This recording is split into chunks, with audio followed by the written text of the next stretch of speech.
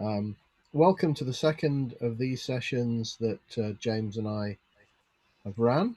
To those of you who weren't on yesterday, for those of you who were, welcome back. And we're going to follow the same structure as we did yesterday. I'm going to start with short presentation and introduction. Just go over the rules and then explain how the rest of the session is going to work, what we're going to do. And then we're going to get into discussing the 9 clips on the video, which was in the link that we shared with you, for those of you who've had a chance to download it and watch it. So first things first, I think everyone can see the opening slide.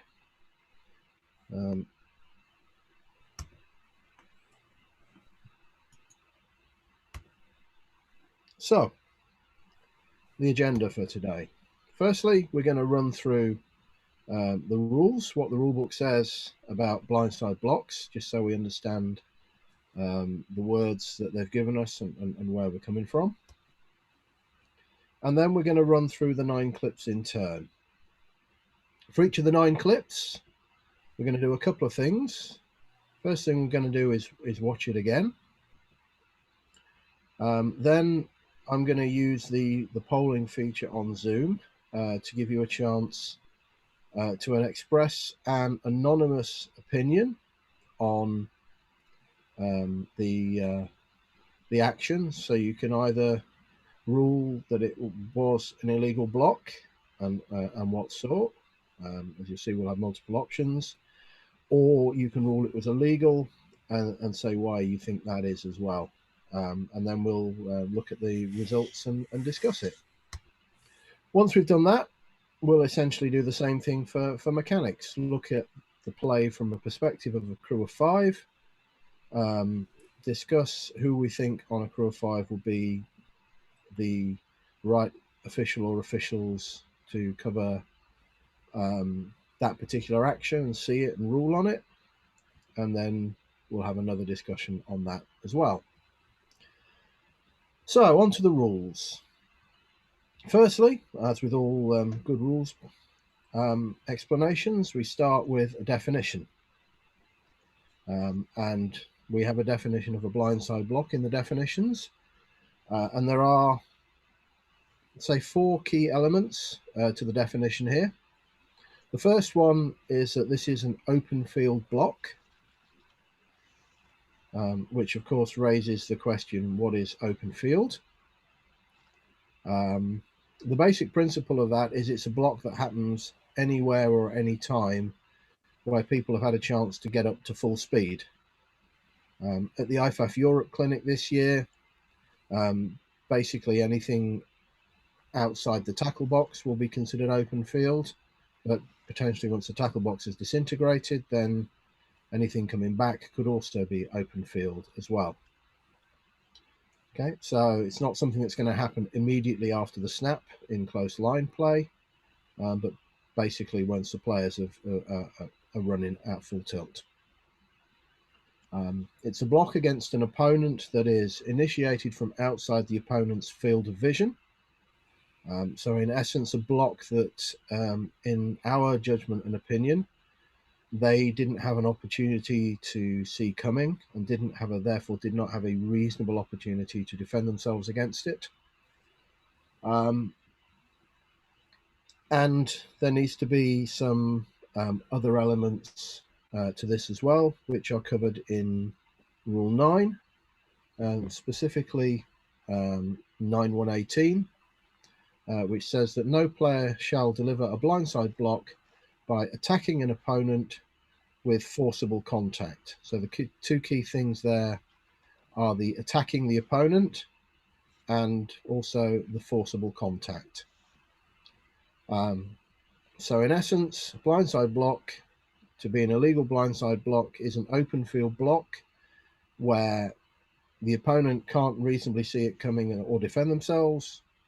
It occurs with an attacking action and it involves forcible contact. So you need all of those elements there for us to start ruling on whether or not it's a foul. There are a couple of exceptions. Number one, you can't illegally blindside block the ball carrier. You know, the ball carrier is the ball carrier. They are somebody for whom there are not too many restrictions against what you can do to them. And secondly, a receiver in the act of attempting to make a catch cannot also be illegally blindside blocked, although that doesn't again exempt you from any other rules and things you can't do against a receiver.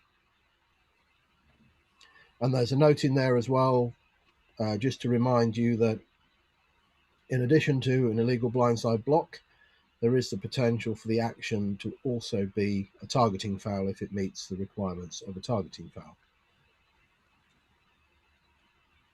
So, 1 AR in the rulebook, 9.1.18.1. And what this says is that during an interception return, a member of the intercepting team blocks an opponent from the blind side and does it A, with extended hands, B, with a screen type block, C, by attacking with forcible contact with the shoulder into the chest, or D, by attacking with forcible contact using the shoulder to the head. Now, with extended hands, that's considered that, yes, there may be a little bit of force in there, maybe a little bit of attacking action, but it's not the sort of big blow-up block type action that we're looking to take out of the game with this rule. So if you contact with extended hands, it's considered legal. A screen type block is one that's not actually defined anywhere in the rulebook. So again, it's our judgment as to what that means. If you're familiar with obstruction in rugby or soccer, or if you're a basketball screen, think of that sort of action. It's where a player basically just tries to get in the way rather than impart force onto the opponent. C, the forcible contact into the chest. Yes, it's an attacking action. It's come from the blind side. There's forcible contact, so that is an illegal blindside block. And D, because it's gone to the head, it also falls under 9.1.4. So D is a blindside block with targeting. So those are our basic rule references that we're going to be working with.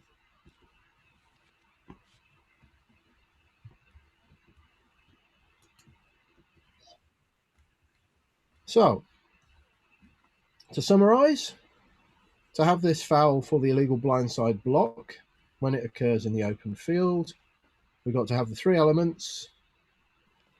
Outside the field of vision, we need the attacking action, and we need to have forcible contact occurring as well. So those are the things we're looking for when looking to make a ruling. So finally, just to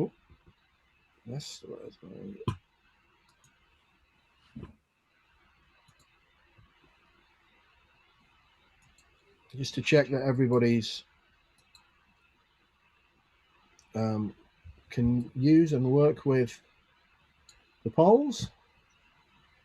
You can see that.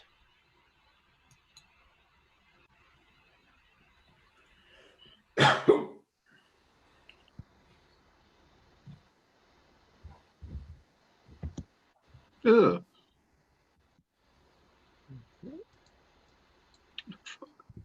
Right, and most people have voted. Nobody's voted no,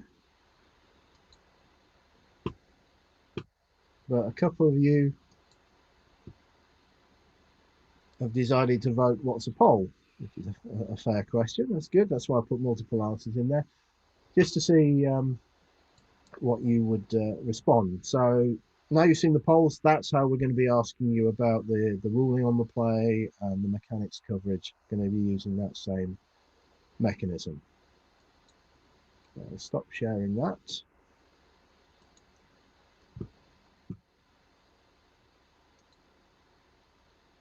And instead of that, we will move on to looking at the clips.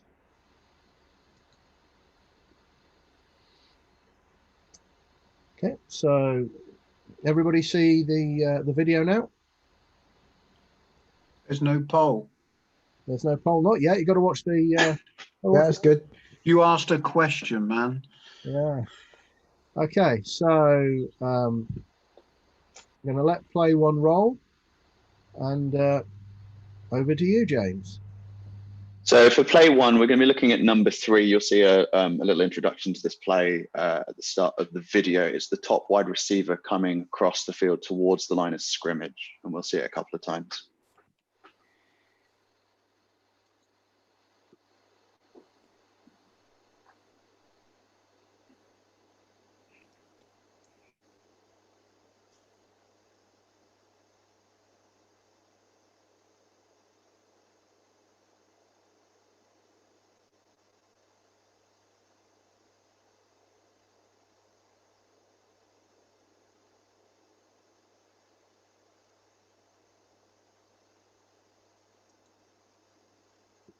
Okay. Do we need to watch that again? Would you like to watch it again? Let's run it once more time. Okay. As well. Run it through once more.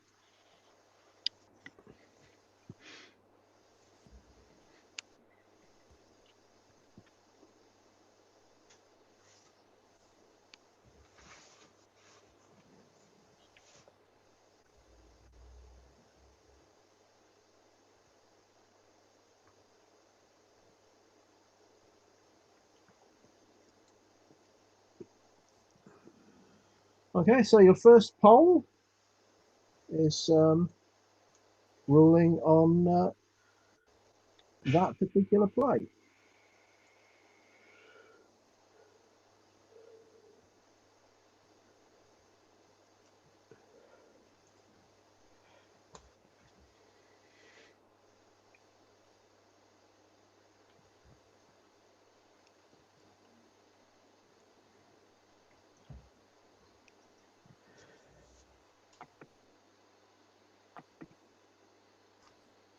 Okay, and I think everybody's voted. And we have a spread of results. We do indeed. So let's start with those that thought it was legal. We've got 2 people there, one with the outside being inside the field of vision and one with the contact not being forcible. If someone could share their opinion on why they think this play might be legal. And Pete, do you want to run it in the background while we talk about it?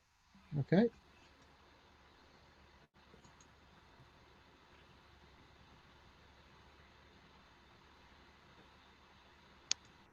Hello, Dean Wright here.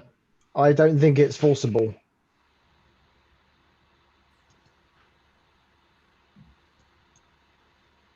Okay, so Dean says he doesn't think it's forcible. Just kind of dips his shoulder in a little bit. So the intent of this rule now has been put in, and the NCAA and IFAF want this tackle taken out of the game. The intent here is that there was also a vote for it being outside the field of vision, but you need to think about the field of vision of a player making an attempt on the ball carrier in this regard. He's not going to see that block coming in from his side.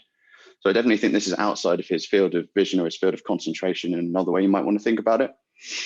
But the use of the shoulder here, it's more of a question on, can the player do anything else to do that block? He has the option here of both, as Peter mentioned earlier, screen type block and of using the raised hands, extended hands to make that block. He doesn't need to drop his shoulder and take it through.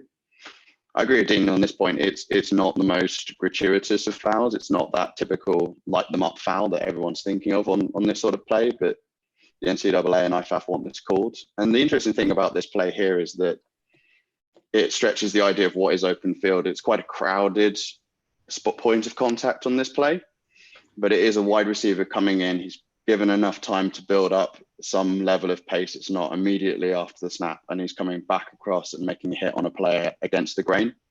And this is what you might be called as a player with a brick in their hand. If you're used to seeing a player who's going opposite to the grain of the play, and therefore is the sort of person that you're most likely to be looking out for when you're doing a cleanup job. So unless anyone has any more questions on that, maybe Dean, we can move on to mechanics. Do BAFRA want it called? As far as I'm aware, we're taking our edicts down from IFAF. So, Okay. yeah, short answer is yes. Yeah. Yeah. Roger, question for people. As forcible isn't defined, and we have forcible in multiple places, are we using the same definition of forcible for a blindside block that we would for targeting?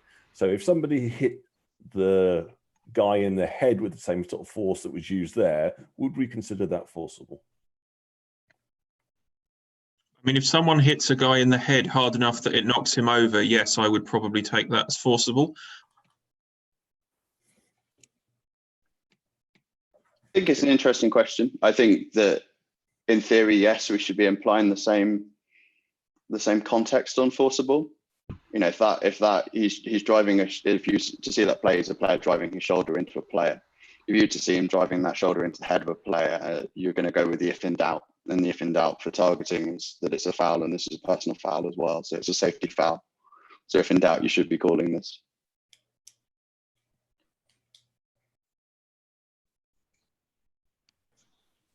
Cool. So let's move on to mechanics. We've decided on this to do it as a 5-man crew. The nature of the blindside block foul is that it is going to be typically picked up by cleanup officials. And on a 4-man crew, you don't have all that many cleanup officials, but equally we don't work 6, 7, and 8 all that often. So 5 seems to be the logical conclusion. If you want to think about it as a 4-man and the answer to any of these questions is back judge, just take back judge out and then think of your next best person who might see it. But we'll start with this play, and if Pete can play it through once more, and then you'll be given the typical options of referee, umpire, line judge, head linesman, and back judge.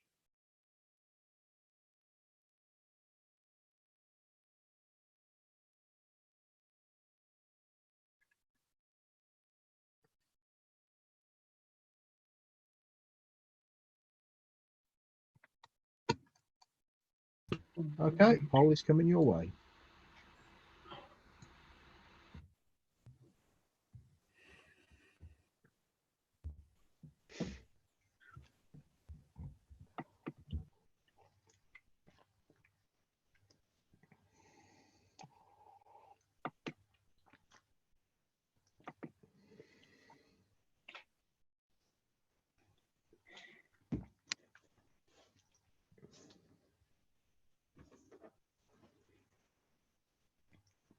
All right, everybody's voted. So I'll end the poll and share the results with you. We've got a nice interesting spread here. We've got the headlinesman being the clear winner here, the umpire and the back judge being lesser favourites. Obviously, the back judge is only following headline by 4. For those that have gone with the wing official, does anyone want to explain why they think the wing official might see this? It's virtually on the line of scrimmage.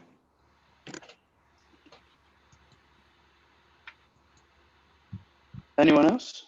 I think also the contact happens only a few yards ahead of the ball carrier, which in theory should be the blocks that the head linesman's looking for. So if you've got if you're the wing official on this play, you've got a ball carrier who's about to cross the line of scrimmage. In most regards, you'd be expecting the wing official to be picking up that ball carrier, ready to pick up forward progress. Now, I'm not going to argue that they won't see this block. They may well see this block. And the umpire too may see this block. But again, I have the same feeling with the umpire, that the umpire is going to be coming off the center and the 2 guards. And the blocks from there, the likelihood of them getting enough time to transition off those blocks and pick up a block ahead of the runner is quite slim. On this play, it really should be the back judge that's going to pick this up on a 5-man crew. The back judge is going to be keying off the inside tight end, who immediately blocks. And then if you're a back judge and you're reading your tight end block, you're then going to be typically reading run play. So you're going to come off that almost immediately and leave that to those dealing with the line of scrimmage. And you're going to work inside out. As you see, there's a receiver that comes down the field unthreatened. You're not going to be picking that up too much as you back off, but you will pick up the receiver, as we said earlier, with a brick in the hand coming across the play. doing something that you wouldn't normally expect them to do and make that hit. So whilst the head linesman should or may see that hit, the back judge is the one you would be expecting on that play to pick it up. And unless there's any questions, should we move on to play number 2? Okay, so play 2, if you've not seen it, we're only going to get one view, one camera angle for this, which is from behind the offense. It's a fake field goal that from the camera goes to the left, and as the play develops and as the ball carrier is heading into the end zone, the action we're looking at is number 67 gold blocking number 54 white. So here's the play.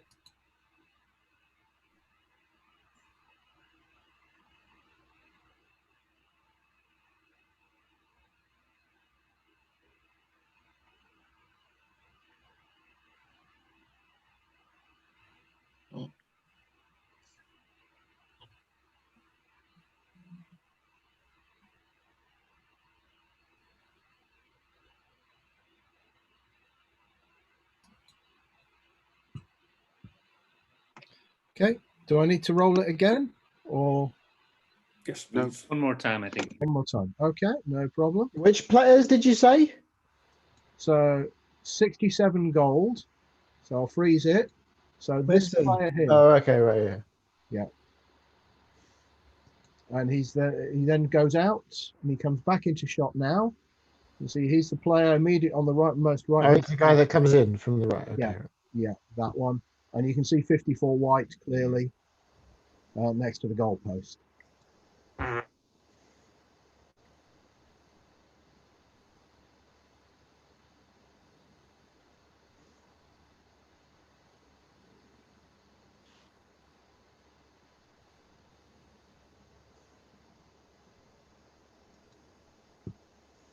Okay. And I'll run the poll.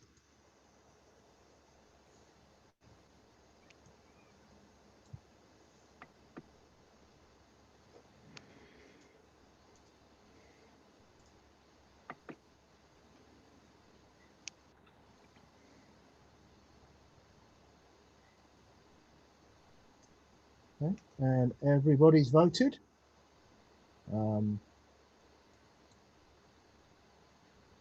And we have a spread. Every option's had a vote from somebody. So, for those of you who ruled that a legal block, does anybody want to explain why they think that block is legal? All right, well, there we go. I see him extending his arms.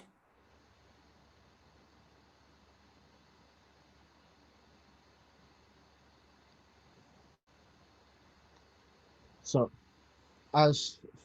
what, during the action of playing of the block? Yeah.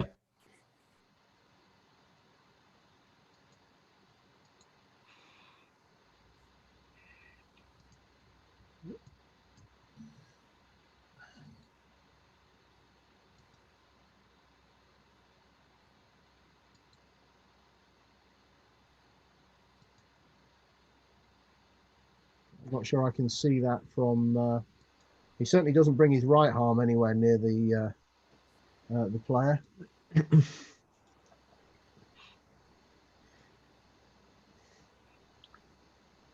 I think we would have called this last year, the year before that, as unnecessary roughness, in my opinion. Yep. I think that's fair comment. And that one is again an illegal blindside block. Is also an unnecessary roughness. That the block itself contributes nothing and can contribute nothing to the success of the play. He's just going after 54 for a free shot, basically. Surely he hits him from the front, though. So he's coming in from an angle. We roll it back. And this is where perhaps you get into the field of vision. At this point, you see 54 is going to be looking over at number 6 at the ball carrier. So is 54 going to be aware of 67 at this point? Because his field of vision, his focus, is going to be over towards the pylon, the sideline, the goal line, the ball carrier here. Okay, so he isn't going to see that block coming from the guy who at this point is actually behind him.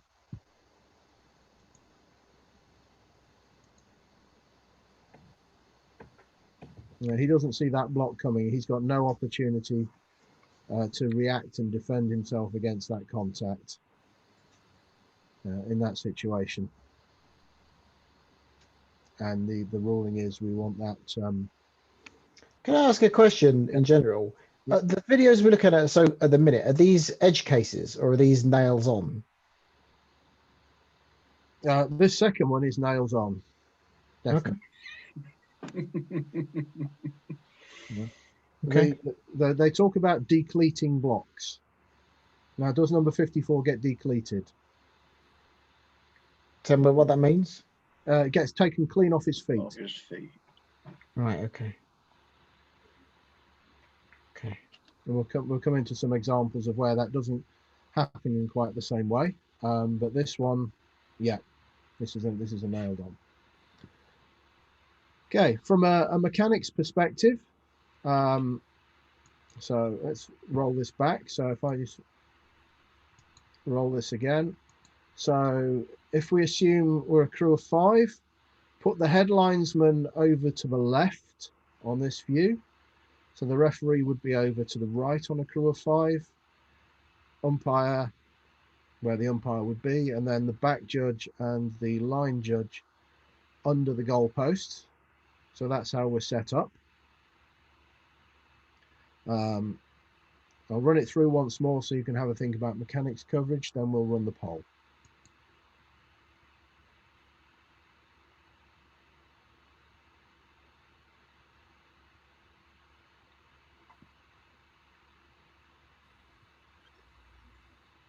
Are we saying this field goal is attempted from outside the 20?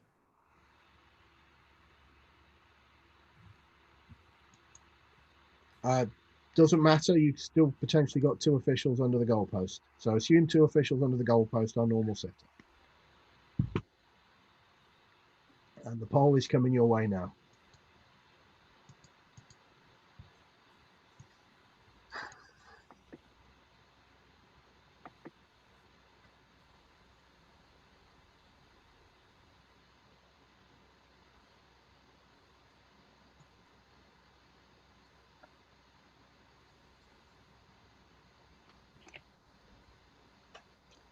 Okay, and everybody's voted. I'll share those results with you. So everybody bar the headlinesman has got a vote.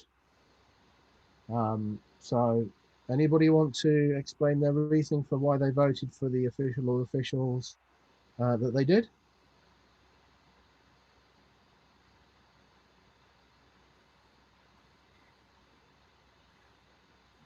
I'll go. Josh, I said back judge just because in theory he should be coming across to have a look at what's going on sort of in and around the return, whilst I'd assume the headlinesman would have obviously the pylon, the goal line and the sideline, and in theory the back judge should be on the left post as we look at it, so he'd be the closest one that's coming across.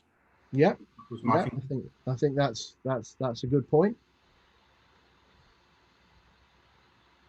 Certainly the back judge is one that we'd expect to have a good look at this. Umpire was the most popular vote. Anybody want to comment on why they picked the umpire, or the umpire as one of their options?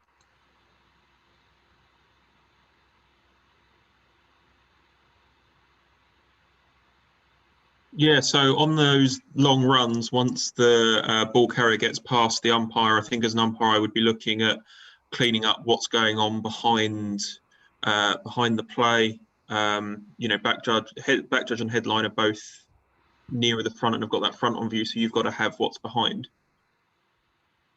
Yeah, well, I think the umpire would get a decent look at this potentially as well. I think on a 5, the referee will be starting from the other side of the formation.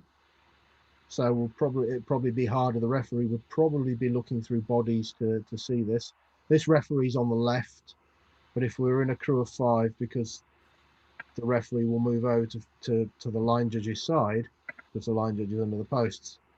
I think on a 5, the referee would find that harder to see.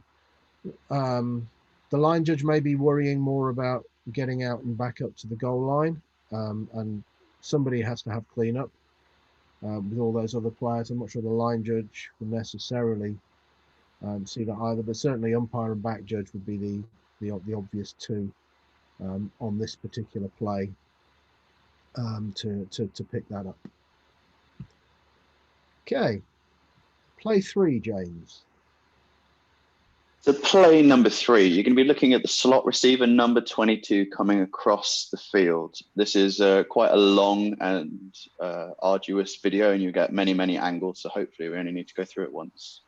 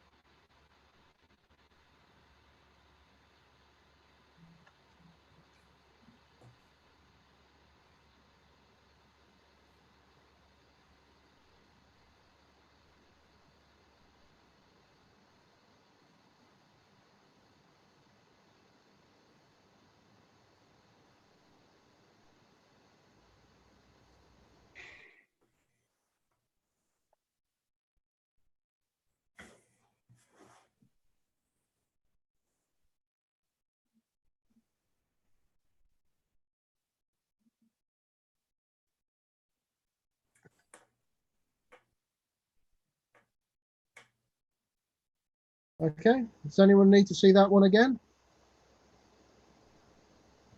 Right, polls coming your way.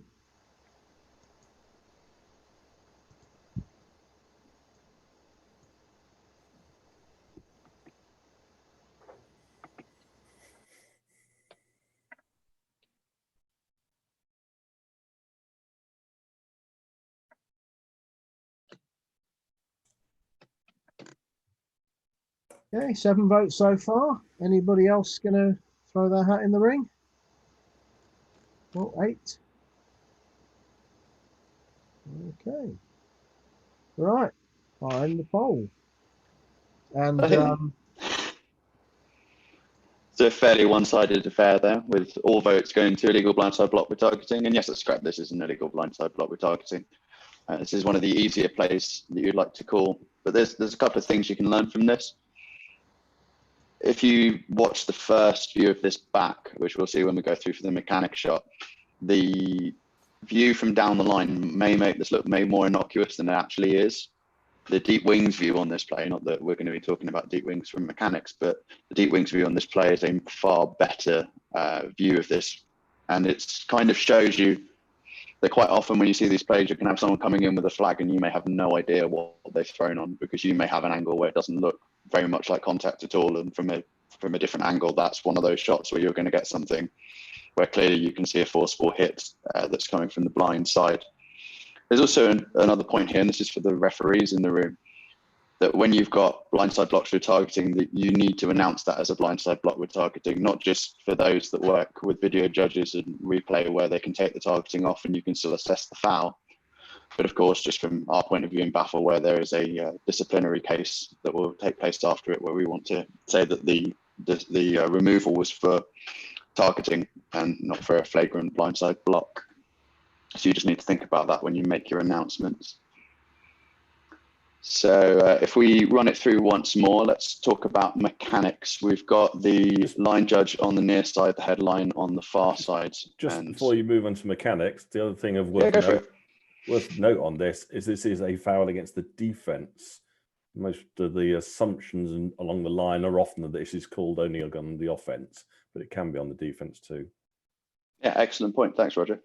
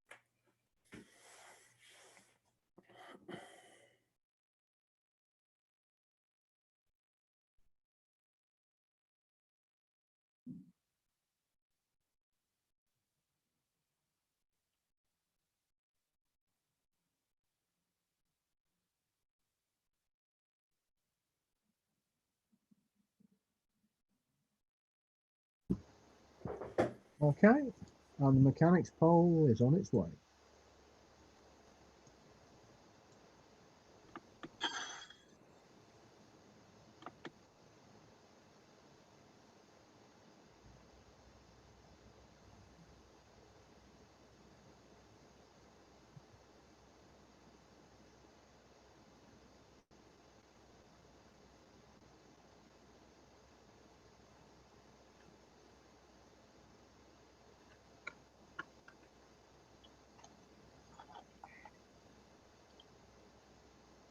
Okay, 7 votes in. Anybody else?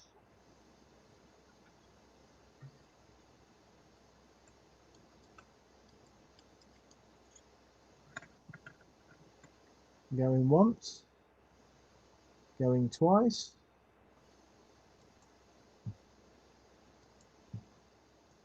So we've got a fairly consistent view and opinion on this play that it's going to be the line judge that's going to see it. But for anyone that's chosen referee or back judge, would they like to pine in why you think they might have a good view on this play?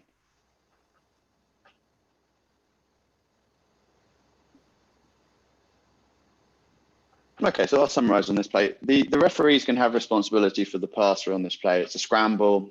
The referee, they may get a view on this from a outside the corner of their eye perspective, but I wouldn't expect them to be a primary on calling this foul.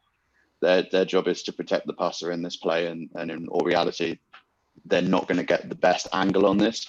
The back judge too. This is a play where you're going to be reading pass, so the back judge is going to be moving quickly deep, and this is very much on the edge of the back judge's zone. It's right on the edge of the hash marks on the line judge's side of the field. And the back judge has a number of players jockeying for position in front of him. So I really would doubt that the back judge is equally going to be a primary and have the best view on this play, although they may see it. On this play, it's correct. I think those of you that have gone with the line judge, you're going to have the best view on this. You won't see it in the mechanics of the officials on this play because they're running in an 8-man crew. But the line judge on a play like this, where you're reading passes, you're going to be moving downfield and potentially looking back towards this play. So you're going to have an excellent view of this coming across the front of your field of vision. So well done, those of you that said line judge. And we'll move on to. Can I ask a quick rules question? Sorry. Yep. Yeah, so fire away. when you watch that on the kind of super slow mo, he actually takes that hit right in the face cage, because about half a second before the contact, he turns around and suddenly is in his field of vision. Now, obviously, he's got absolutely no time to defend himself, so there's no way that counts. But how much time and awareness does a player need before you're going to say, actually, you know what, that there was enough there that it's no longer blindside? This is where this foul comes in. Is it's in the way in the US that this isn't a reviewable foul because it is fundamentally a judgment call like holding. So it's going to be down to each official, but the element there, as you've kind of summarised, is the ability to defend himself. So if his head's just swinging around and he gets clobbered, the likelihood of him being able to defend himself is pretty slim. If he gets his head round, normally speaking, if they've had enough time to deal with the contact, they're going to brace themselves, they're going to move their position, they're going to get their hands up. It's going to be down to you to decide whether you believe they've had enough time to defend themselves. But if you're not sure, you're going to err on the side of it being a safety foul. So if in doubt, you're going to throw it.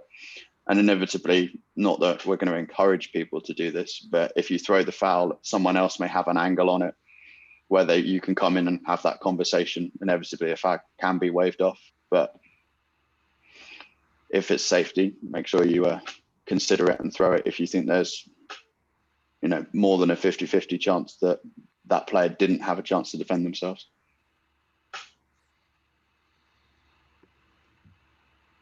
Yeah, it's all about, do you see that reaction from the opponent that says, I saw this coming and I've been able to get my hands up, change my body shape, dip my shoulder to either brace, you know, for the contact or initiate contact.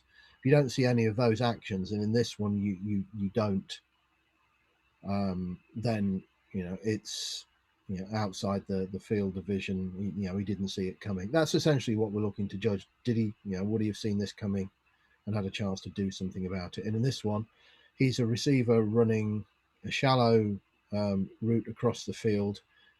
His focus is to find where his quarterback's gone, so he can see whether he's going to get a short dump off pass or whether the QB is going to scramble and he needs to turn upfield and block. You know, and he's not looking to, you know, or expecting to be, you know, while they can be legally blocked, not like this. Okay, play 4. Play 4. What we're looking at in this particular play is the wide receiver, who is here, number 81. And you'll see him go down and come back towards his own goal line and block white, number 97.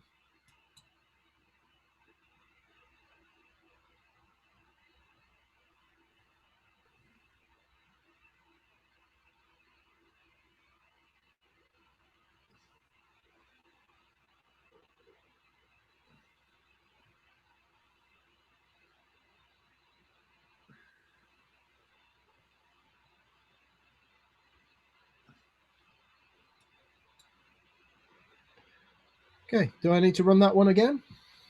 No. No? Okay. So what's your ruling on that play?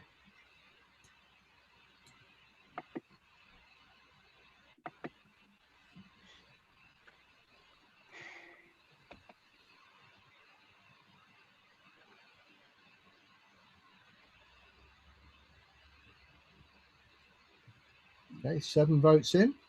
Anybody else? Well, 8. There we go. Okay, going to end the poll there, share the results. Dominant result there is that it's an illegal blindside block. We've got one person who said it's an illegal blindside block with targeting, and one person who said it's legal. So does anybody want to comment on why they've voted the way they have? I was the one who put with targeting. So, Okay. yeah, I suppose it's a bit of a close call, but it looks like the sort of thrust upwards. It was obviously contact with the helmet, and it did look like it was contact with the helmet to the opposition's helmet. So that was just why I called it targeting, mainly the launch and the contact with the head. I think this is one that can look like targeting from one angle, and looking at it in replay, the view that comes, I think, from this side, I think you can see that the defender hits him with the shoulder first. So though his head moves significantly, it's not the contact with the head, but it's more obvious from one angle than it is from the original one. Yeah. So if we run this again, see that contact isn't. Yeah. That's not. It was that angle there that made me vote legal, because it looks like the guy that made the block is pretty well in front of the guy trying to make the tackle, and you should be able to see him. Except where's his focus going to be at that point in the play? Yeah, it looks like he's looking Yeah. away from the blocker. Yes. So his focus is going to be on the ball carrier. He's narrowing down on number 32. and that's where his focus is going to be. So he isn't going to see 81 coming. So again, this is a block from outside the field of vision. And if we run it through onto the last angle, this one here, okay, and I think the key here and the thing to watch here and compare this, angle to the last clip is watch what the initial movement of number 97's head is. And you see the first movement of the head is actually goes to the left, because basically in this action, his body's been taken out from underneath his head's staying where it is, and the rest of the body's flipping. Now, if you were looking at forcible contact to the head neck area, if you look at the last play, then the helmet would have gone to the right initially on that block, because the head contact would have taken the head away from the body rather than having the body go out from underneath the head. And that's one of the things that potentially we can use to look at, was the contact in the torso, or did it go too high? So this one, yeah, absolutely is an illegal blindside block, but it is not an illegal blindside block with targeting. Okay, from a mechanics perspective, shall I run the play again to so we can think about it from a mechanics view? Yes, please.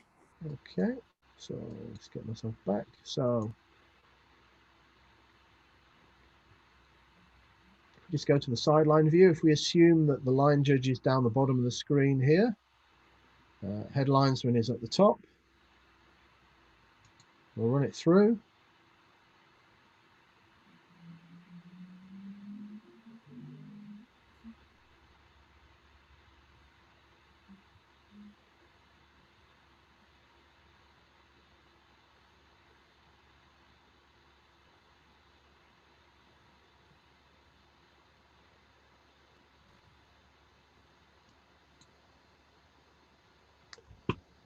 And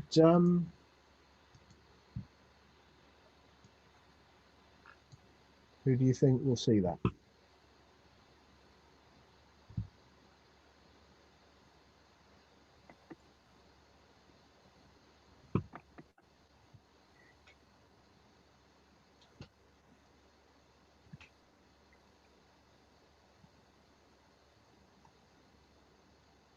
Okay, 7 votes in.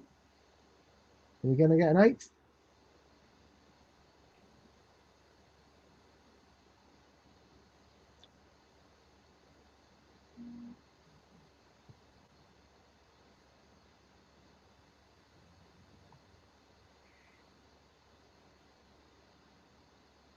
Okay, going, gone.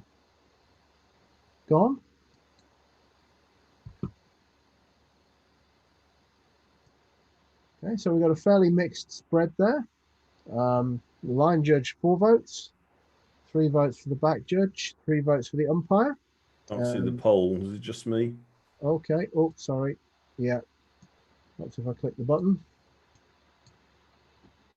Those are the results. Anybody want to comment on why they voted for the official or the officials that they did? To be fair, I think that's a fair response. Any one of those officials could see it.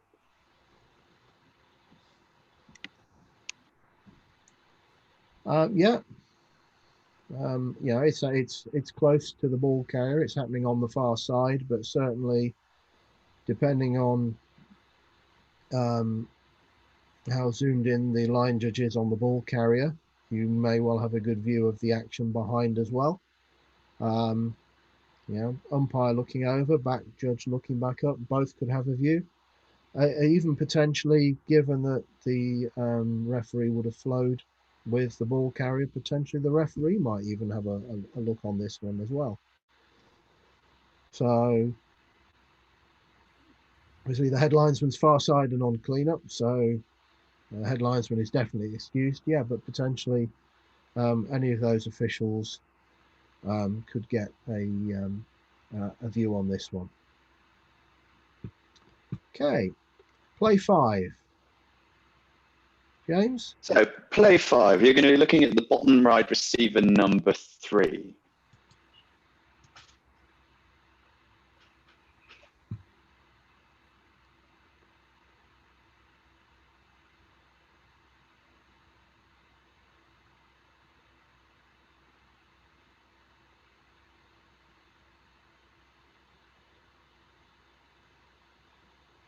This is one of those plays you'll definitely want to see it twice.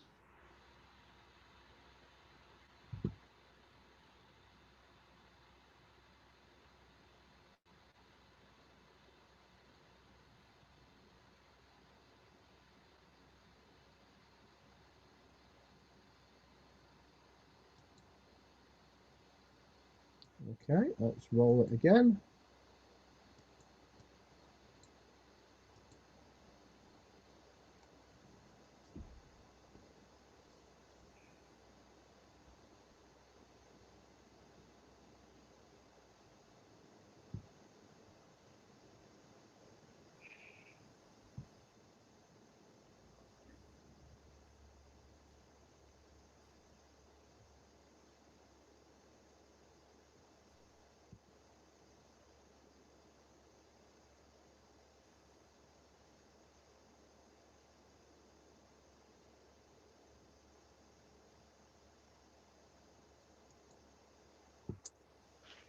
Okay. And what's your ruling?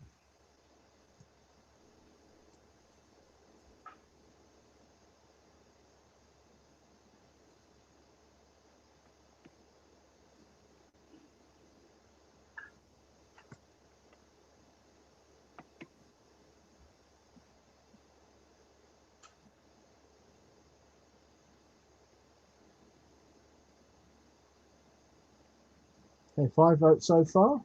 6, 7, 8. Okay. Everybody's voted. So I think we've got a fairly solid view to one side. This is a legal block. For the one person that voted for it, it's an illegal blindside block. Would anyone like to comment on why they think it might be illegal? I think there's enough force. Somebody hitting in the head for targeting in the same force, I would say that was illegal. But he didn't, did he? No, but if you're judging whether it's force that's the issue, if the same amount of force was used, Well, targeting, yeah, but would you consider it to be? no. But that's against outstretched arms, isn't it? Sorry, say that again, Graham. I didn't catch that. I said you can put against that the outstretched arms. You know, he's using his hands to block him. He's executing a block. No. Yeah, I think Graham's got the you got hit the nail on the head here. This is one where when you watch it, I think it's quite telling on this play that certainly when I watched it the first time, nothing jumps out at you as being anything particularly illegal. And it's exactly that. When you watch it back, number 3 does come in with outstretched arms. You can make the sort of moot point as to whether the using the outstretched arms is attacking in nature, is not attacking or not forcible. But either way, this isn't something we'd like to see, cause the player makes the attempt to block with his hands. He doesn't come charging in using his shoulder or his forearm or his elbow to take the player out, and this is a legal block. Also, is it not open field? It's right on the line. Well, so if we run it back again, because it comes right off of their initial stance, so he should expect there to be a player there, given that it's right off the snap. It's not. Yeah, so I mean, number 3 is coming down from outside here, and yeah, potentially you'd be expecting a block. Possibly 27 would even be calling it. Well, whether you'd hear it in those stadiums is another matter.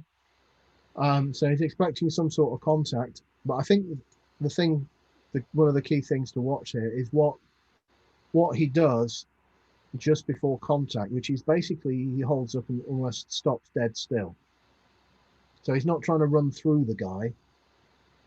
He's just trying to stand up.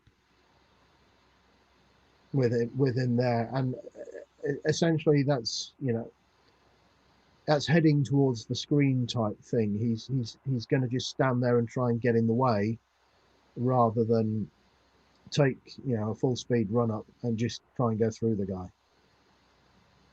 That's exactly that. I think he's not intending to punish on this play, but to sort of on Dean's point, if he'd come sort of cleaning in, dropping his shoulder and cleaned him out, that would be an illegal blindside block. But because of precisely what he doesn't do on this play, he doesn't keep going forwards, he doesn't drop a shoulder, an arm or an elbow, he goes in, sort of plants himself and uses his hands to make the block. That's exactly what, from a coaching perspective, we'd be wanting to see the coaches teaching their players as we go forward into this season, instead of those typical hard-hitting blocks that everyone used to love in the heyday of let them play football.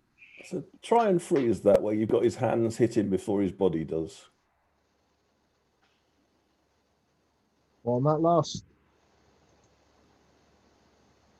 let's try and run that last one through again.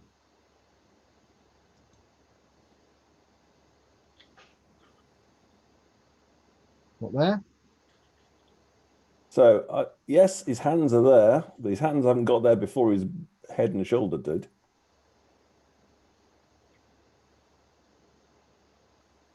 I'd say the majority of that force is a push. His hands come in, his head and his shoulders are ducked, but the almost all of that force is a push and shove forward, and you can tell by the way that the player goes down that it's the contact to his chest area where the hands make contact, not contact to the shoulders and the heads area, that is causing him to lose his balance. To use the term that Pete used earlier, this isn't a decleating play. 3 white is almost bracing for impact. He's not running through, and that's a key thing here.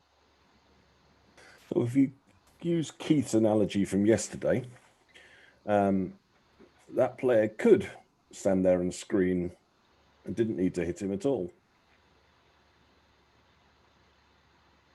But the AR does allow for with outstretched hands. So. But he didn't really hit him, did he? He didn't really hit him. No? And I think that's the point. There, Graham, yeah. And the other learning point from this play is obviously this is thrown by the referee on this play, and the side judge comes and talks him off of it. Obviously, that's not really pertinent to how we're going to approach this from a mechanics point of view, but it's one of those, if you do see a blindside block from your position and you have a better angle on it, you are encouraged to come in and say, I saw the contact with outstretched arms. I don't think it was forcible enough. Did you get the right angle? And as we see at the end of this play, the referee waves it off because he transitions off the ball carrier and then he catches the end of the hit. Whereas in this play, the side judge gets an excellent view of it and it isn't an illegal blindside block. So did you just want to run it through once more, Pete, and then we'll look at how we would expect to see this called mechanically? So I'll just freeze it at this point. Again, ignore the fact the side judge comes in from the bottom. We're going to assume the head linesman is to the top of the screen with the chains and the line judge is down the bottom and the action is coming towards the line judge.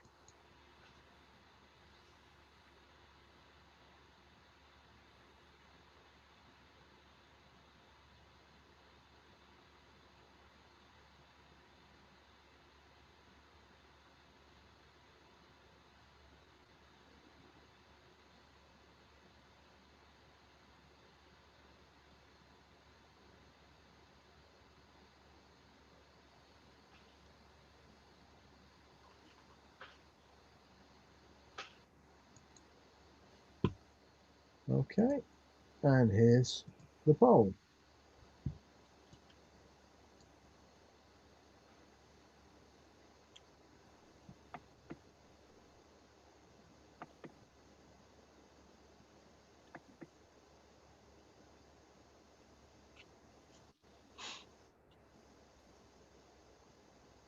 Seven votes in. 7 people voted. Any more?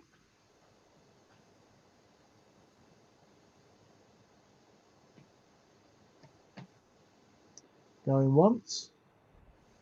Going twice.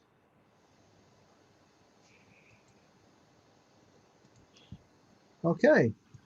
Again, we've got an interesting spread of votes here. So let's leave line judge and back judge to a side. For those that think the two guys in the middle, or girls in many cases, the referee and the umpire, who would like to explain why they think the referee or the umpire might see this?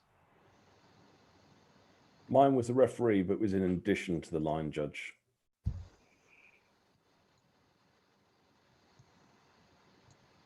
Anyone for umpire? Yeah, I put umpire in addition to back judge and line judge. It's a block ahead of the run on a running play. It's possibly too far ahead of the run for it to be where the umpire is looking at that precise moment, but I think it's also a quick enough play and at a high enough level that you might pick up on it, maybe. So I think both of you kind of touched on something that's pretty accurate there. The line judge here is going to be the most likely person to see this. The back judge may see it, but the back judge's key does actually block, and the likelihood of him getting off that block once the back judge has ruled whether it's legal or an illegal block is going to be quite tight. And I'd say the same thing is true about the umpire. The umpire is going to be focusing in on the centre and the two guards, and coming off that, it is quite early in the play. Something that sort of Dean touched on earlier. This is a very quick block on the play, and the umpire getting a chance to come off his keys or her keys and rule on that is quite slim. I think Roger's point on the referee is quite valid. The referee may see this as they transition off the runner, but in all likelihood, it should be the line judge that's going to pick this one up because it's the line judge's key. Okay, so we'll move on to play 6. And in play 6, the player we're looking at is the back of the two receivers towards the bottom of the screen, which is number 80.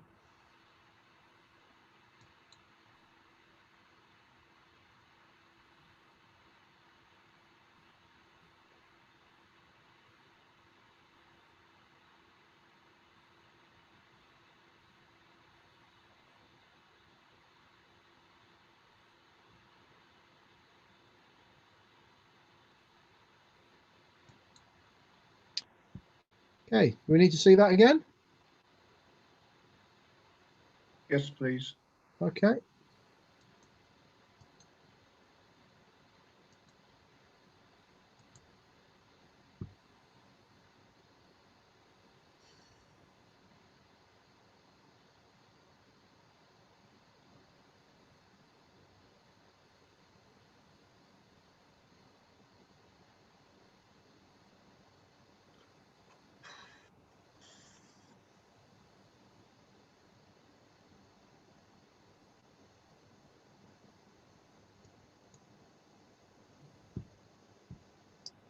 Okay, so what's your ruling?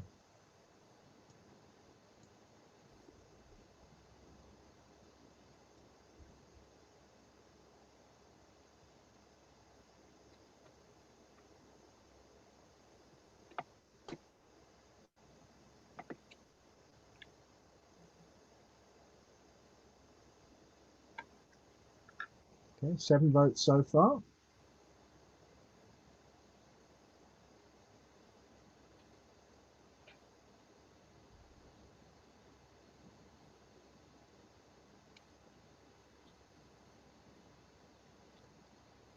Any more for any more? No? Okay. I'll end the poll, and it's well, it's not unanimous. It's a fairly conclusive vote for that being an illegal blindside block, but we've got 1 vote for the contact not attacking in nature. Does anybody want to discuss why they've voted the way they have? Yeah, that's me. Just the short answer is because it didn't look like there was very much attack in it. It's almost like a kind of like a chip block that you might see from a tight end or something. It's just a kind of, he's in the way, there is contact, but there's no real aggression or attack to it for me. Okay, for those of you who voted that that block was illegal, does anybody want to explain why? Well, it was forcible. Yeah. Yeah, he left his feet to make the block, which made me think that qualifies. And I think for me that where the defender was looking, he had his eyes firmly fixed on the ball carrier and the block, even though it wasn't fully from the side. I think it was from the side enough where, yeah, it was outside the field of vision because of where the defender was looking. Yeah, I think one of the key things here is he goes in clearly with the shoulder. There's no attempt to use the arms in that block whatsoever. If we watch it back.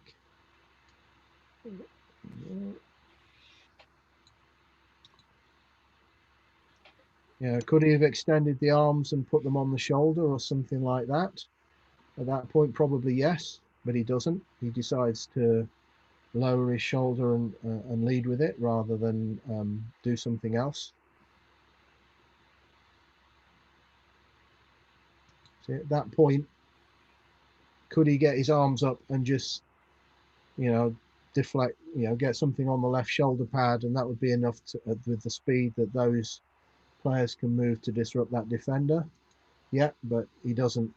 He chooses to do something different. The majority view there is the correct one. That is an illegal blindside block. So, mechanics coverage.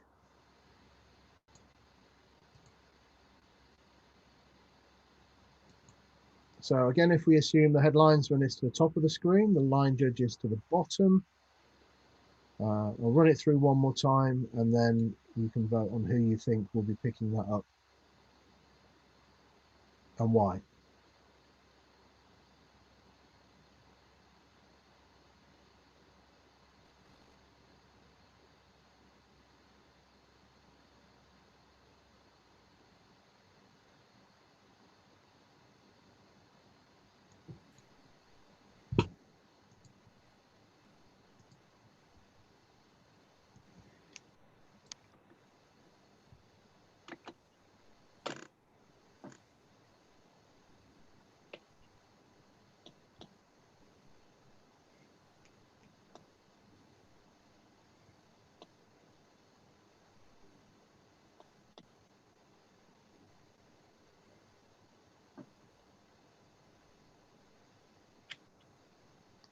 Okay, 7 votes in.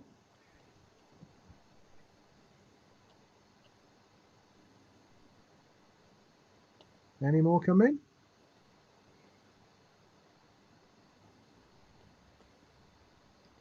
Okay, I'm going to end the poll, and we have an interesting unanimous outcome on this one.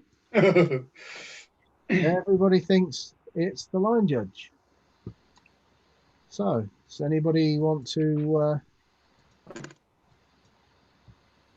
Well, I mean, it's at the line of scrimmage, and you had nothing else really to look at because it was, just this great big wide expanse that you'd be looking at.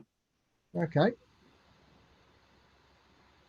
I was wondering, I did put line judge obviously, but I was wondering if this would be a back judge's key receiver on this type of formation. So from the key, given the way our key system works, Balanced. yeah. So with a crew of 5, we have a balanced formation. So head linesman has both of the at the top.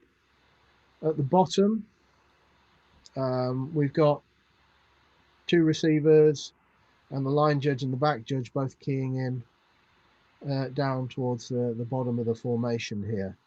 Now, then they're stacked rather than being evenly spread out across the line. So in this situation, rather than picking a player initially, what you'll do is to identify which one of those 2 is going to be your key, you'll pick whichever one comes into the area. If we let the play roll, at this point, you can see the players have declared. and the more inside one is number 80. So yeah, the back judge at this point will be looking down in here, and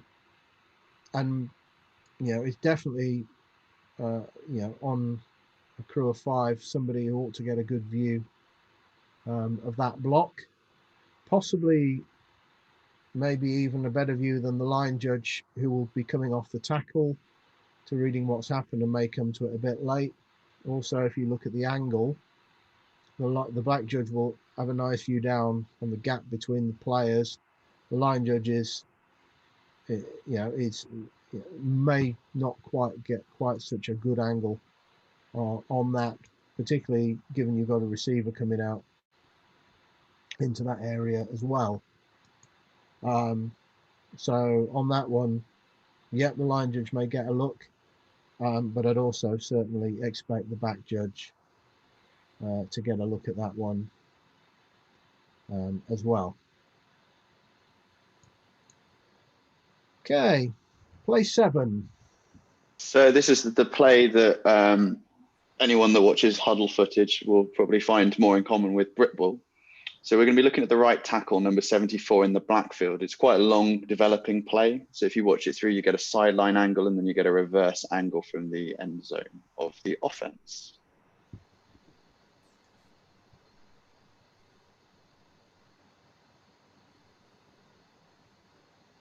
Oh, God.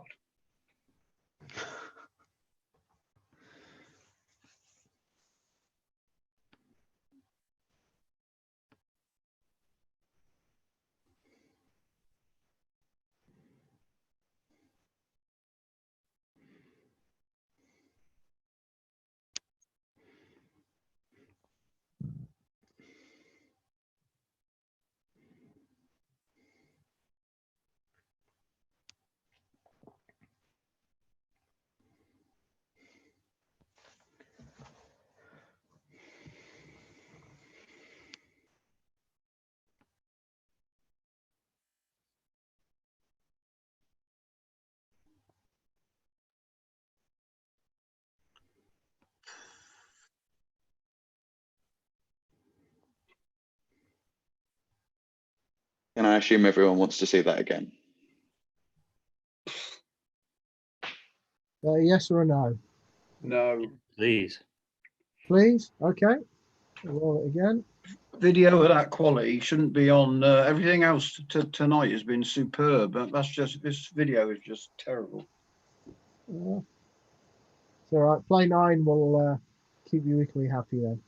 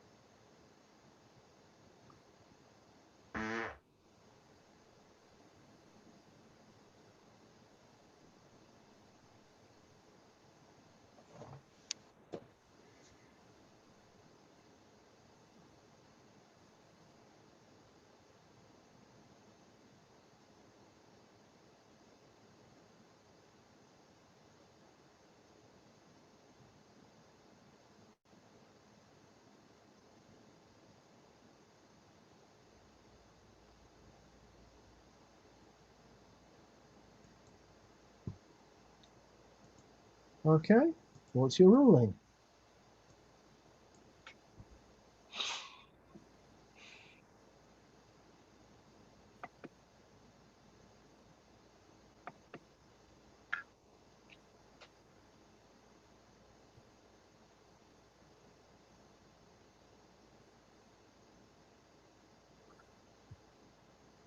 Six votes so far.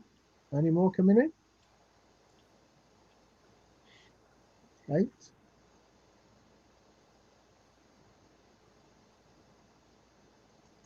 Okay. So I was going to say this was pretty damning as I watched the live results come in, but the legal block took a last-minute vote of confidence. So of the 3 people that said this is legal, would you like to talk about why you think it's legal? It just looked like a defender ran into the lineman. It didn't look like the lineman was throwing a block. It looked like the defender ran into him and fell over. Okay.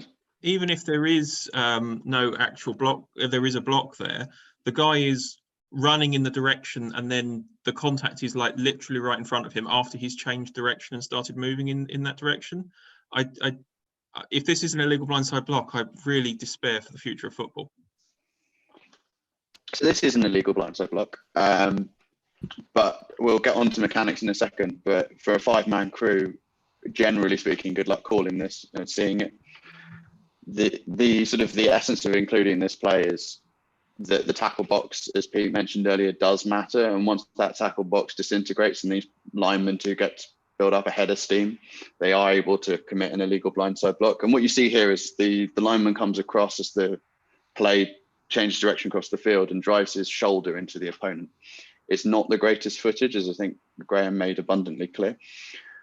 But if you have the opportunity to watch it offline and slow it down a little and try and see it a little bit, I wouldn't normally encourage people to slow stuff down and do the super slow-mo bit, but to see it more like you would see it on the field, it's a very long angle shot.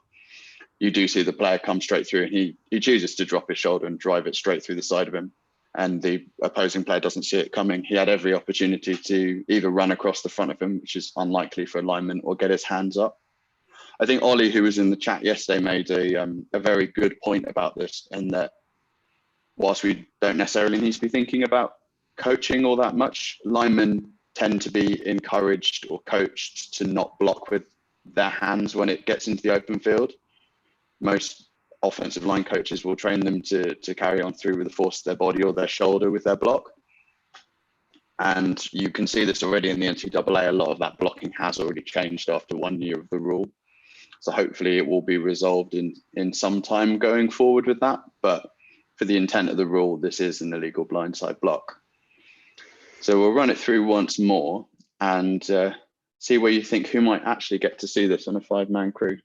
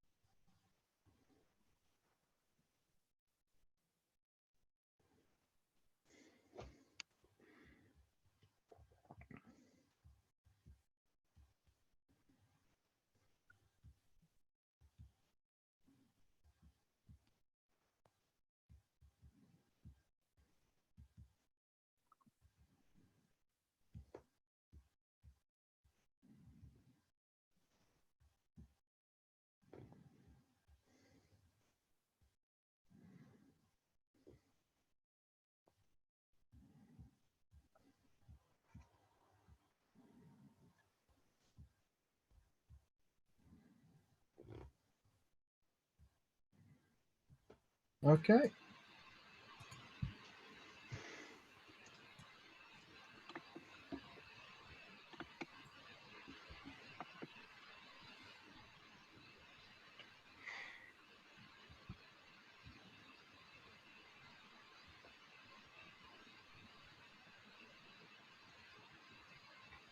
Six people have voted. Anybody else going to throw their hat in the ring?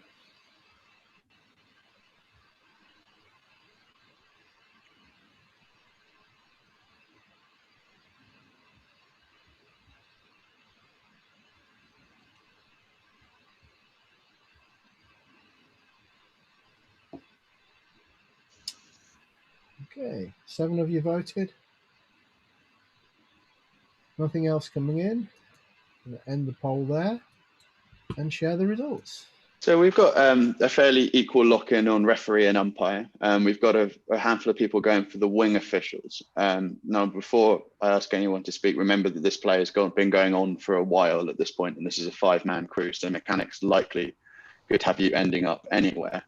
But for those wing officials or for those selecting wing officials in the room, does anyone want to talk about why the wing officials might see it? Well, that was me.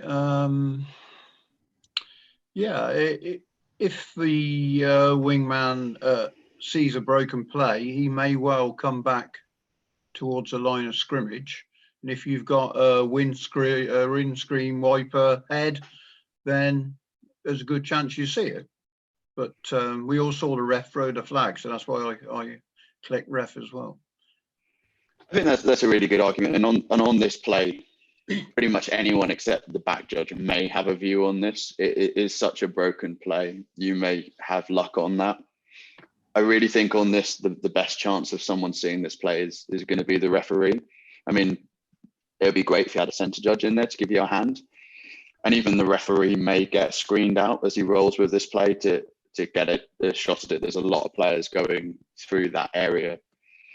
And it's going to be an angles thing and just how good your mechanics are. And it's going to be key remembering that in NCAA and high level versions of football, they are set that much deeper than we are. We're not used to plays hopefully dragging on that back, except when the snap goes over the quarterback or the kicker's head.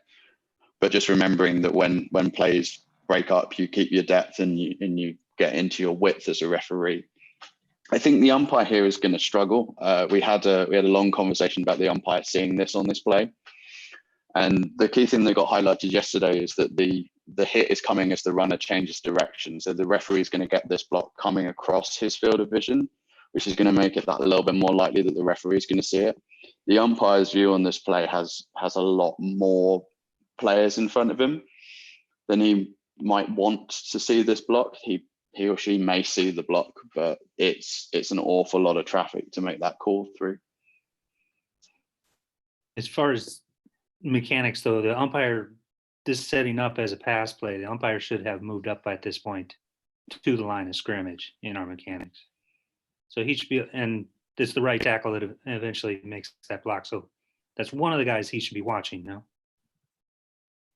Yeah, the umpire is has potentially got a view on this as well, but depending on how the 5 offensive linemen and the various defensive linemen have spread out and where the umpire's focus is, the thing is the action happens towards the back of the play. The umpire may be more focusing on the players that are nearer to him or her, leaving the stuff that's behind to the referee. So it's all about angles and when there's just two pairs of eyes picking where you're going to focus at that point in time. The quarterback's running around, so he isn't directly threatened. So the referee can use that as an opportunity to look at some blocking as well. So that's why potentially the referee will get the best angle on this particular play on a 5. Okay, if we move on to play 8, and on this play, we're going to get a side view and an end zone view from behind the footage. And what we're looking at is the contact between white, number 76, and red, number 8, who's the player who's going to be chasing the quarterback.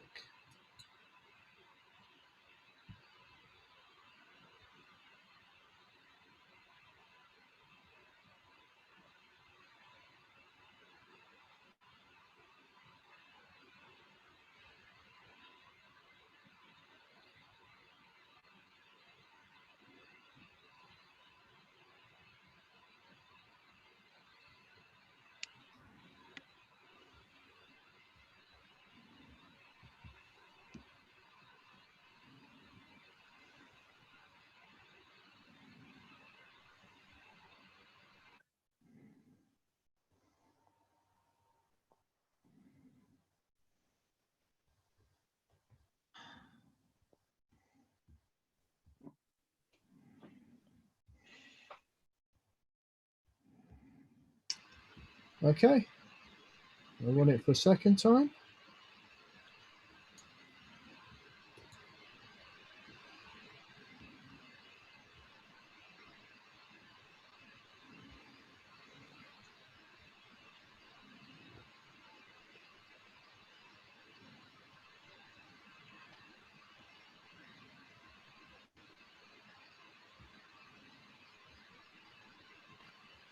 Hmm.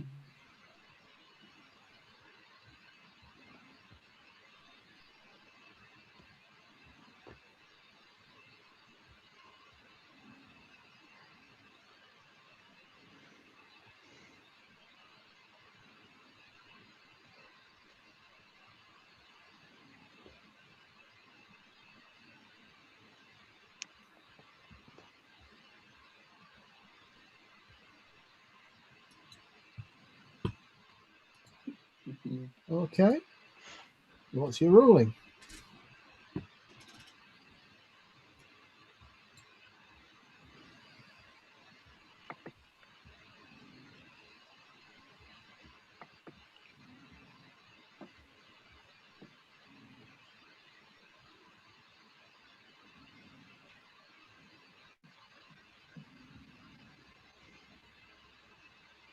Okay. 7 votes in. Any more?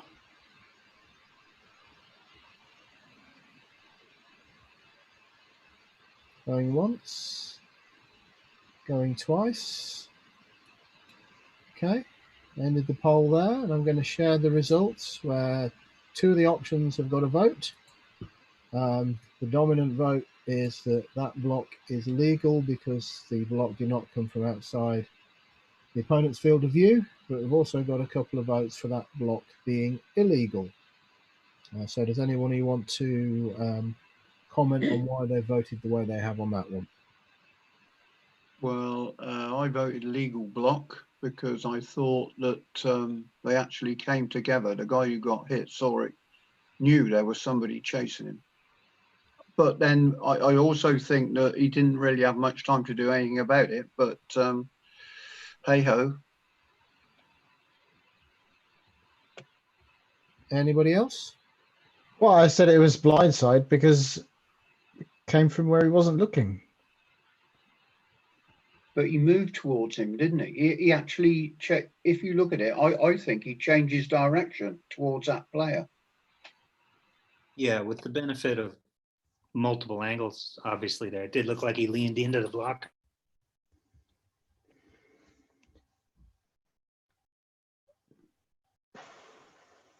Yeah, and I think that's the key thing there. I mean, if you watch it, in the last 2 or 3 steps before the contact, there's a change to the stride pattern. Number 8 from moving from chasing down the quarterback, actually the gap between him and the quarterback starts to widen out. So he's doing something other than heading straight to the quarterback now, and certainly from the view from behind, you can see him lean in with his shoulder, expecting the contact. Yes, he gets knocked off his feet, but the 76 probably outweighs him by 100 pounds and can. It's probably not that much slower in the 40-yard dash, given the level of the teams we're looking at here. So for this one,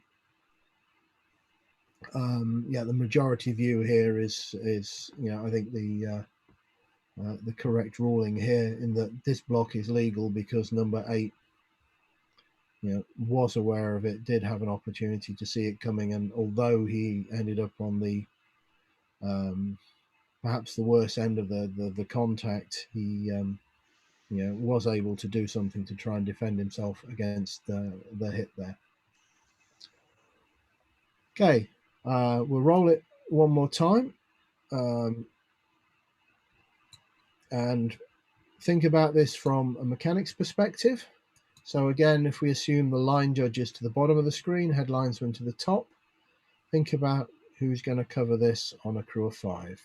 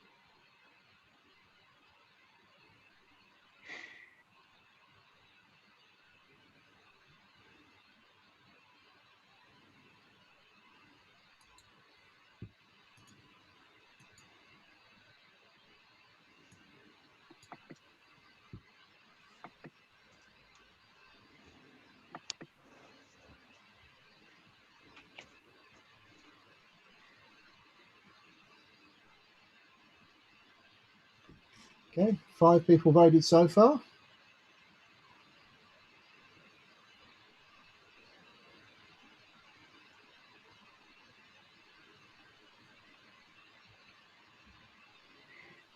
Seven votes. Are we going to get the 8th?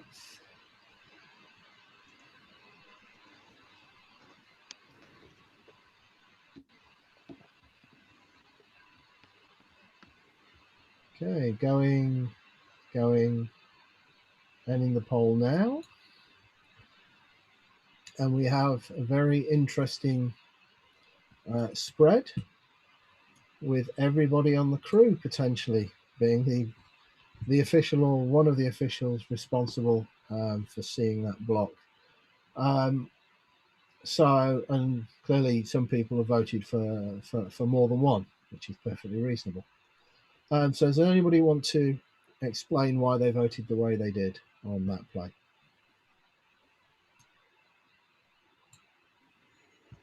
I didn't realise I could vote for more than one. I would have done that. Pay attention, right? I'm not as tech savvy as you. It's written on the freaking screen. See, I'm just trying to have one view and go, not watching it multiple times or anything. I mean, referee properly, is, mate. referee is right in his view, isn't it? He's got this wide view. He's going to see it. Yeah. I put headline with the thought that the headlinesman on the other side of the field should at least be looking that way. It's not to say that he would necessarily have a view of it. I imagine there might be a lot of bodies in between there. Yeah, the headlinesman on this play is going to be on cleanup. Somebody's got to be watching what all those other bodies do. So I wouldn't really want the headlinesman trying to look through to see a block on the far side of the field and ignore the other 16 or 18 players between themselves and that block, because they may be the only pair of eyes covering most of those other bodies.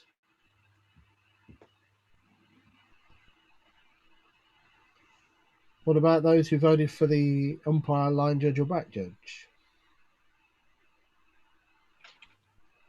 So I voted for the line judge, but I regret it because I think that plays close enough to the sideline. So the thing for me was this line judge, I've read past, I've drifted downfield, and then I'm kind of caught on the hop a bit. But I think as line judge, because it's so close to the sideline, at that point, I'm looking down the sideline to see if he stepped out of bounds and probably not seeing the block. But equally, I can imagine myself being so caught out that if he's not quite that close to the sideline, I might pick it up. Yeah, I think that's reasonable. There is a possibility, given the way our mechanics work, that depending on the line judge's reaction and movement, they may get a view on that. That's valid. I'd have probably still been on the line anyway, so I would have seen it. There we go. Okay. Right, let's move on to the last play 9. So we're watching the quarterback on this play. It's number 17 in the backfield, and we only get a side view on this. We'll watch it through a couple of times.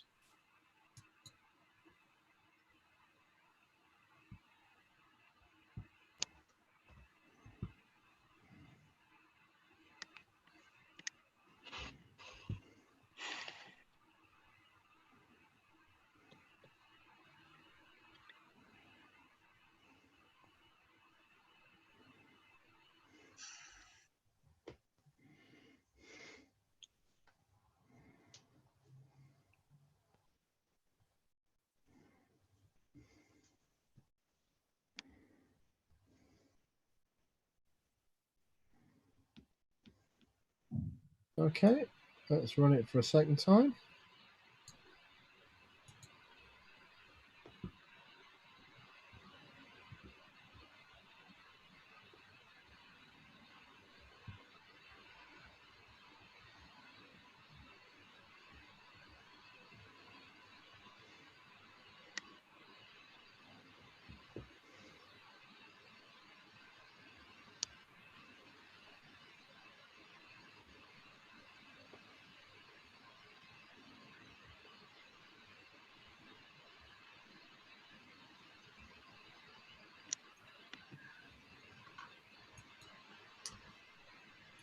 Okay. And what's your ruling?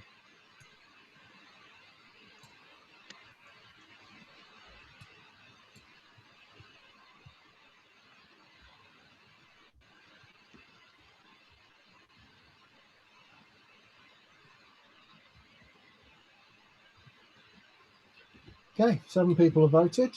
There we go, 8. That's everybody. I'll end the poll there and share the results. I think it's fairly unanimous, but I'd be interested to know who thought that was an illegal blindside block we're targeting and why they think it's targeting.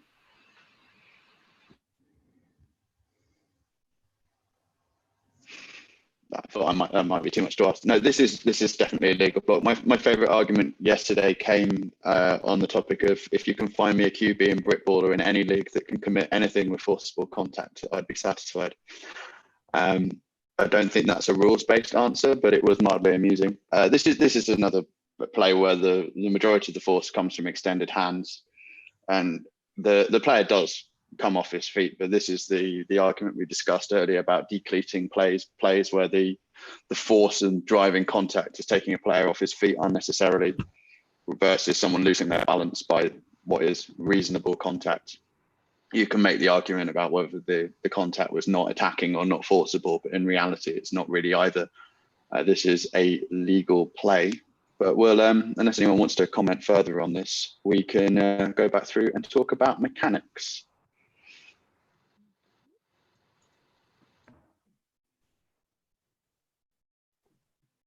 Just actually a question with that, James.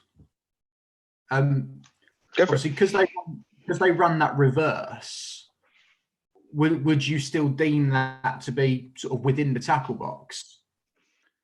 I would say the advice on tackle box is more about in the immediacy of the snap, and I think Pete summed it up very well about ability to get up ahead of steam. You could probably make an argument about whether or not the ball leaves the tackle box or not, and whether or not it disintegrates. I believe the ball does leave the tackle box here and it disintegrates, but because it's involving backs and not linemen in close line play. If this was a forcible hit, if this was someone dropping the shoulder and taking someone out from the blind side, I would expect you to call it. Okay, thank you. Okay.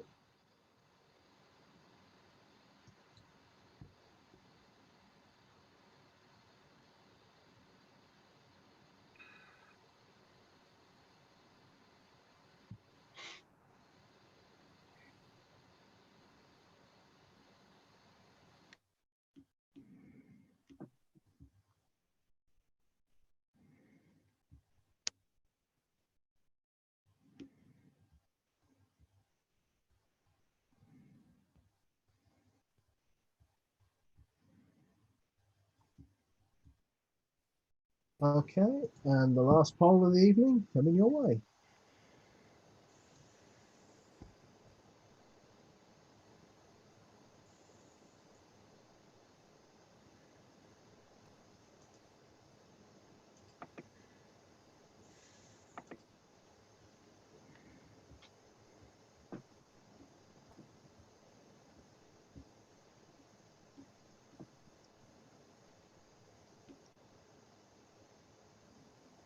Okay, 7 people have voted.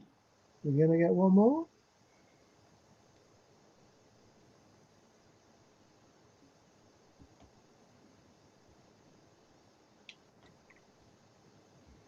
It doesn't look like it. Okay, so I'll close the poll now and let you see the spread of the results. So there's a bit of balance on this. Let's start with anyone that thinks the umpire is going to see this. Let's talk about the umpire's view on this play.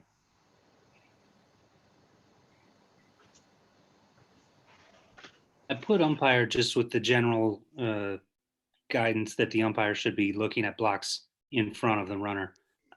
I wouldn't say that necessarily the umpire is going to catch this because of the quick change of direction, though. But I think that's a good point. And the key to remember on this play is, despite the fact it's reverse, like you said, there's a quick change of direction on this play, but also the umpire is going to be transitioning off that center guards, the initial blocks coming off the line. The likelihood that the umpire is going to see very much of this through the line is going to be difficult, I think, for the umpire. And equally on here, we've got 3 people going for the referee, and the referee may see this, but the referee is going to be following the ball carrier, and then you see the reverse. He's got a quick transition from when the possession changes. He's ruling if that's a backwards pass. I mean, it clearly is a backwards pass on this play, but he's making a lot of decisions on that play.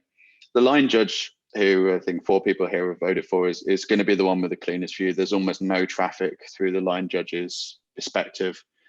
The line judge is going to be taking gradual keys off this to work out whether this is becoming a run or a pass play. Now, there is an easy argument to make that the line judge may be doing a double check to see what's going on with the receiver in his zone potentially on this play, but on a 5, I would expect the line judge to have the best chance of making this call. Unless anyone has anything else that they think to see on this play.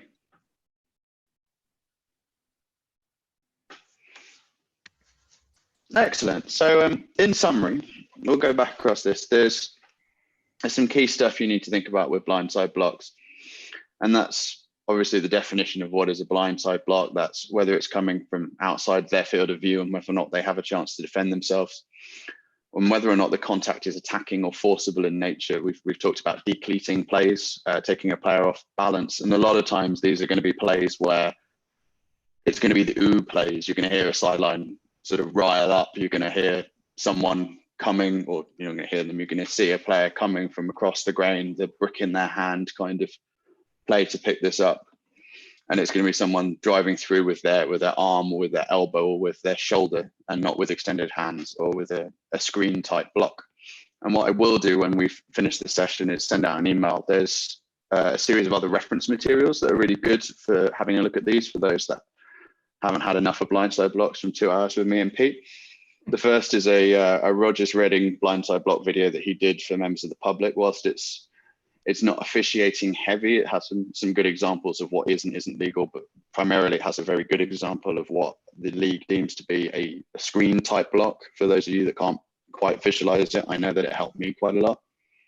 There's also an NCAA 2019 rule change video from Steve Shaw that about 10 minutes in, there's a section just on blindside blocks. And also for those that haven't been following the virus-free virtual clinic sessions, there's a whole hour, 20-minute webinar version on blindside blocks with all NCAA. They're centered around 8-man mechanics, so it might not be relevant for everyone, but it's quite good for those that do get the chance to work the larger crews. Is there anything else you wanted to add in there, Pete? No, I don't think so. I'll put it open to the floor if there's anything else anybody wants to raise, ask, discuss. My main concern is how we define field division. I know we can see sometimes very clearly that a player is looking away from where he's being blocked from. But do we have any sort of guidance as far as if it's 90 degrees or more, or we talking less than that? What kind of guidance do we get on defining that? There's a key thing to think about. We talk about it with blocks below the waist. We talk about area of concentration, and that's something to think about. It's judgment, but when you're thinking about area of concentration, a player that is not moving at speed, a player that is going to be maybe on a return, a kick return or an interception return, may have a wider field of view than someone who is in pursuit mode, and you've got to be wary of that. So whilst you might see on some plays there's a player, you go, well, he should be able to see him in his periphery. If he's in a pursuit mode, you've got to remember that a player who's focusing almost entirely on a ball carrier, on a block, is going to have a much narrower field or area of concentration than a player who's giving you zone coverage, for instance. So the real key is actually that second part in rule 2 that says about the ability to defend themselves, and you can tell a lot on that by how that player reacts. You're gonna be seeing that hit, and does the player brace? Does the player put their arms up? Does the player take a position that gives you the indication that he or she has seen the block? I think it's going to be the key point on that. So maybe just give that much more leeway on a player who is pursuing a play. I don't know if Pete's got any more on that. No, I think that's a pretty good summary. I think it's one of those things that there isn't a hard and fast rule. It's down to judgment and experience.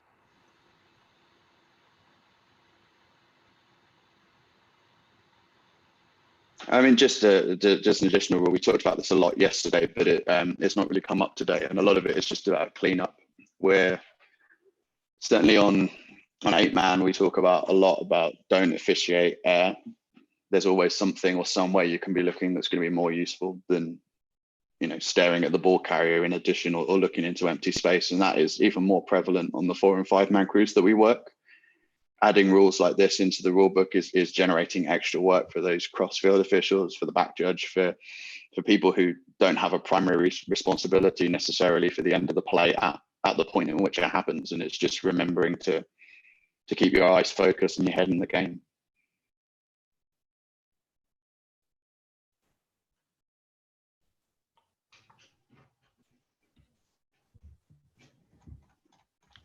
So unless there were, Cheerio. Okay. unless there are any other questions, thanks everyone for attending, and I will send those additional materials out. Go on. Just a wider point, just a slightly wider point. Is there any? I know we're 1 year behind the US, so is this rule definitely in for several years, or are they already tweaking it? That's just a question. A wider point. There's been no changes to it for the 2020 season for NCAA. There's been no tweaks to it so far. So it does appear that it's here to stay. Whether there's any additions or minor changes for next year, I don't know. But it seems to have been a rule driven by coaches in the US. So okay, that's cool. I just had this bizarre vision of us never having to implement this rule before they changed it. So. That's really interesting, because I feel like this training has been really helpful, but I feel like plays that we've talked about today happen quite a lot, and I'm surprised at how low the threshold is. And I guess my concern is particularly do coaches know this is coming? Because if we're going to have an adult season that potentially has quite a truncated run up, I think this is going to catch quite a lot of people by surprise, because it feels to me like there's a very low threshold here. My understanding is that BAFRA, as they are, I mean, there's all been brought in as part of BAFRA now, have been sent the changes to the rule document. Many of them are fans of NCAA anyway, and not that should be expected. But they'll be aware of it, certainly those that have made the effort to read the changes to the rules. But it is going to be really important for white hats going into whatever season we get, whether it's something towards the end of this year or uni season, or maybe not until next BAFRA senior season when football starts again. But it's going to be an important part when we go and do pre-season, when we do the first games of reminding them of this change to the rule, because like you say, I've seen probably through the end of the uni season, I probably could count on beyond 2 hands instance where we could call it. And I know that I've had an official throw a flag on it while I've been white hatting and gone, I've got an illegal blindside block. And I went, maybe next season, but not for now. But it's nice that they were aware of it. Dean, just pick it up in your comment. So do you think they should change it? No, not necessarily. No, that's why I said it's a wider point. Okay.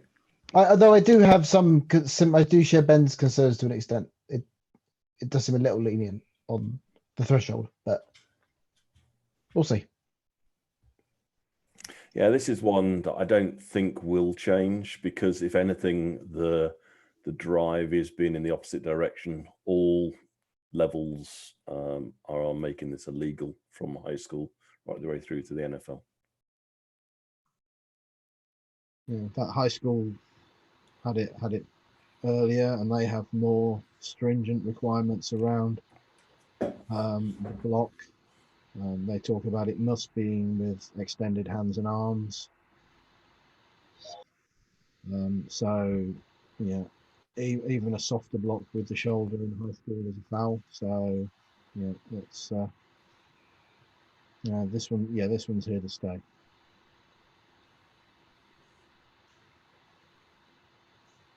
Cool. I think that wraps it up for the evening. Thanks everyone for coming along, and hopefully see you soon for some kind of football anyway. Let's hope. Thanks, you guys. Hope to see you soon. Cheers, Pete. Yeah, bye. Thanks a lot. All right, sir. Cheers, lads.